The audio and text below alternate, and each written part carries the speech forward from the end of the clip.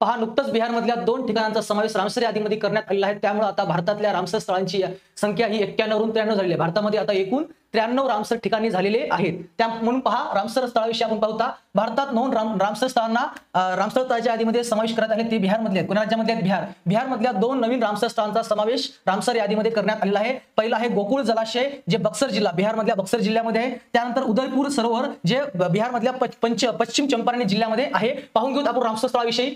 Ramsar स्थळाला म्हणतात पांढरभूमी. खरं नाव काय त्याचं? पांढरभूमी. पांढरभूमीलाच रामसर स्थळ म्हणतात. का म्हणतात तर पहा, पांढरभूमी म्हणजे काय पाहता, ज्या ठिकाणी जमिनीवर अथवा जमिनीच्या पृष्ठभागाजवळ वर्षभर किंवा वर्षातील बराच काळ पाणी असते त्यांना काय म्हणतात?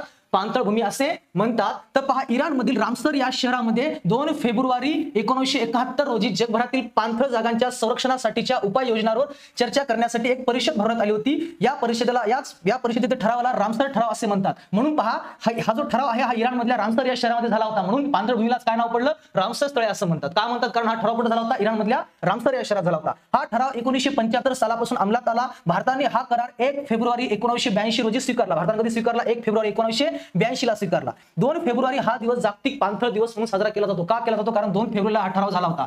ही परिषद कधी भरली होती? 2 फेब्रुवारीला. म्हणून 2 फेब्रुवारी हा दिवस जागतिक पाणथळ दिवस म्हणून साजरा केला जातो.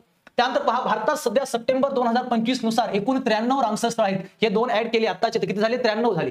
त्यानंतर भारतातलं सर्वात पहिलं रामसर स्थळ चिल्का सरोवर, जे ओडिशा राज्यामध्ये आहे, आणि केवलादेव राष्ट्रीय उद्यान, जे राजस्थानमध्ये आहे, 1981 ला रामसर यादीमध्ये समाविष्ट केलं. म्हणून हे भारतातले पहिले रामसर स्थळ. जगात सध्या 2536 रामसर स्थळ आहेत. जगातलं पहिलं रामसर स्थळ 1974 मधलं ऑस्ट्रेलियामधलं कोंबोर्ग पेनिन्सुला हे जगातलं पहिलं रामसर स्थळ आहे. भारतातलं सर्वात मोठं रामसर स्थळ आहे सुंदरबन, पश्चिम बंगालमधलं सुंदरबन, गंगेचा त्रिभुज प्रदेश. सुंदरबन हे भारतातलं सर्वात मोठं पाणथळ स्थळ आहे, 4230 चौरस किलोमीटर. भारतातलं सर्वात लहान रामसर स्थळ आहे रेणुका रामसर स्थळ, हिमाचल प्रदेशमधलं. त्याचे क्षेत्रफळ मात्र 20 हेक्टर आहे.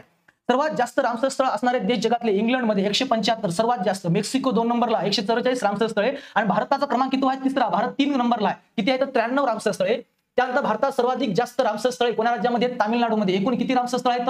20. त्यानंतर 2 नंबरला उत्तर प्रदेश, आणि आपल्या महाराष्ट्रामध्ये 3 रामसर स्थळ आहेत. महाराष्ट्रातली 3 रामसर स्थळ, सर्वात पहिलं नांदूर मनमेश्वर, ज्याला 2019 ला रामसर स्थळाच्या यादीमध्ये समाविष्ट केला, नाशिक जिल्ह्यामधलं. त्यानंतर 2 नंबरला लोणार सरोवर, बुलढाणा जिल्ह्यामधलं, जे 2020 ला रामसर स्थळाच्या यादीमध्ये समाविष्ट झालं. त्यानंतर ठाणे खाडी हे ठाणे जिल्ह्यामधलं 2022. सर्वात शेवटचं कोणतं आहे? ठाणे. आणि सर्वात पहिलं कोणतं आहे? नांदूर मनमेश्वर, नाशिक जिल्ह्यामधलं, जे जांभळ्या पानकोंबडीसाठी प्रसिद्ध आहे, ज्याला महाराष्ट्राचे भरतपूर म्हणतात. नांदूर मनमेश्वरला ठाणे खाडी, फ्लेमिंगो पक्षासाठी प्रसिद्ध आहे ठाणे खाडी. हे महाराष्ट्रातलं सर्वात मोठं आणि सर्वात शेवटचं ठाणे खाडी 2022 ला. कळलं का? अशा प्रकारे हे रामसर स्थळाविषयी माहिती झाली. रामसर स्थळाची संख्या भारतामध्ये एकूण 93 आहे. समजली का? धन्यवाद.